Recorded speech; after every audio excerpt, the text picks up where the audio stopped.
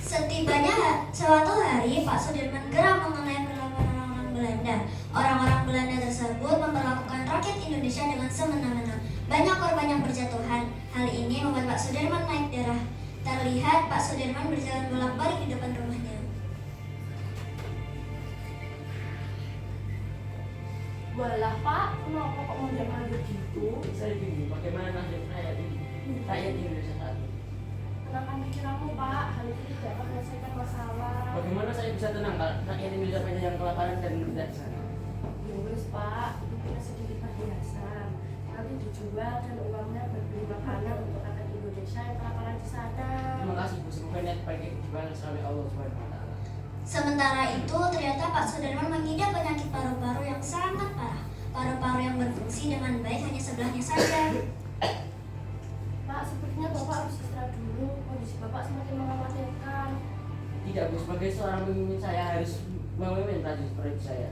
Tapi Pak, Tenang saja, saya akan baik-baik saja, percayalah. Pak Sudirman berangkat untuk memimpin prajuritnya.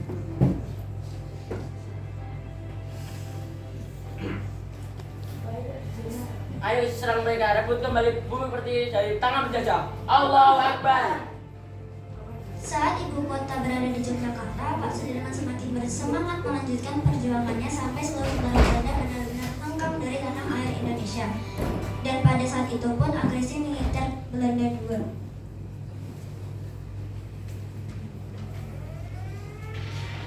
monggo sayurnya dibeli, sawi, bayamnya monggo dibeli Bu.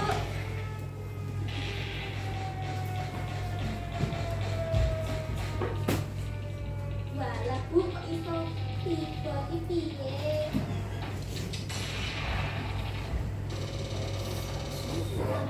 Bu, rumahnya Bu Belanda. Bu, piye iki Bu? Silakan saudara kalian, aku tidak kalian akan air gunung.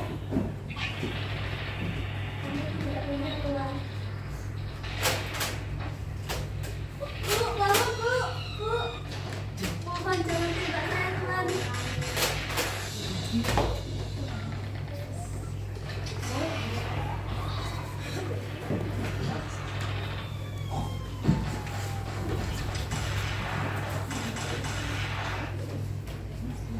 Di sisi lain, di Kesultanan Yogyakarta terdapat Sri Sultan Hamengkubuwono IX.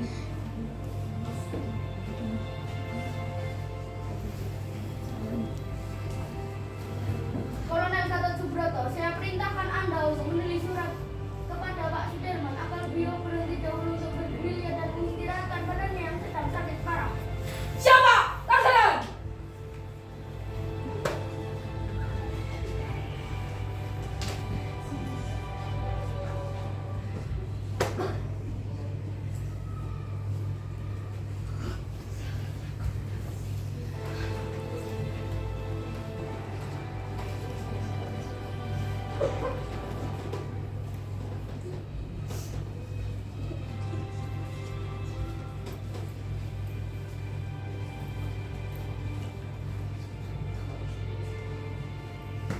Akhirnya Pak Sudirman membaca surat dari Sri Sultan Hamengkubuwono IX.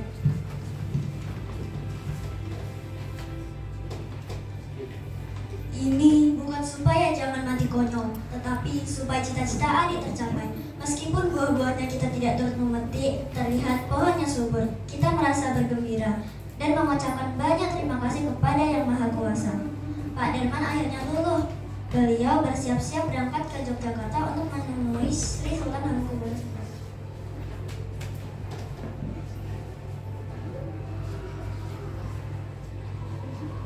Setibanya di gedung Agung, Presiden Soekarno merangkul Pak Sudirman.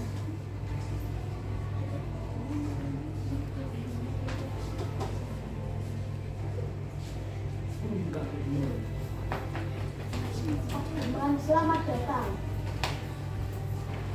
Pak Dirman, kondisi Bapak kian hari kian memburuk. Saya pikir Bapak harus beristirahat. Baik Pak.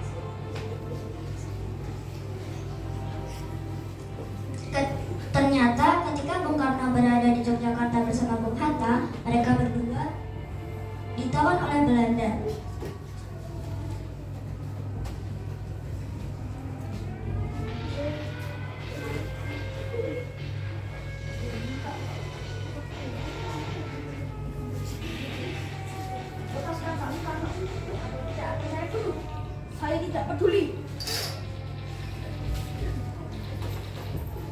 Kali ini, walaupun sedang sakit, Pak Sudirman selaku pemimpin tentara memilih pasukannya untuk melaksanakan perang gerilya dengan gigih.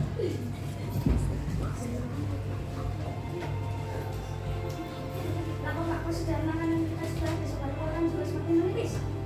Saya pikir hal itu akan membuat semangat kita untuk tapi kita pasti bisa melalui semua ini. Siapa?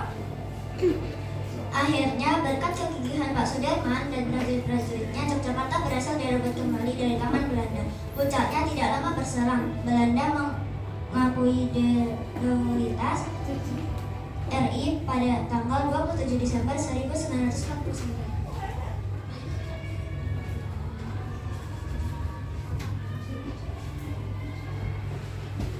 Alhamdulillah Pak, berkat kegigihan Bapak, Indonesia bisa mencapai kemerdekaan. Pak, kenapa Pak? Pak! Pak, bangun Pak! Pak, bangun! Pak, bangun Pak! Tiba-tiba ketika istri Pak Dirman menggerakkan tubuh Pak Dirman, terasa tubuhnya sangat dingin sehingga istrinya panik. Pak, bangun! Pak, bangun Pak! Ternyata Pak Dirman telah menghembuskan nafas terakhirnya. Beliau wafat berselang 2 bulan setelah pengakuan kedaulatan RI.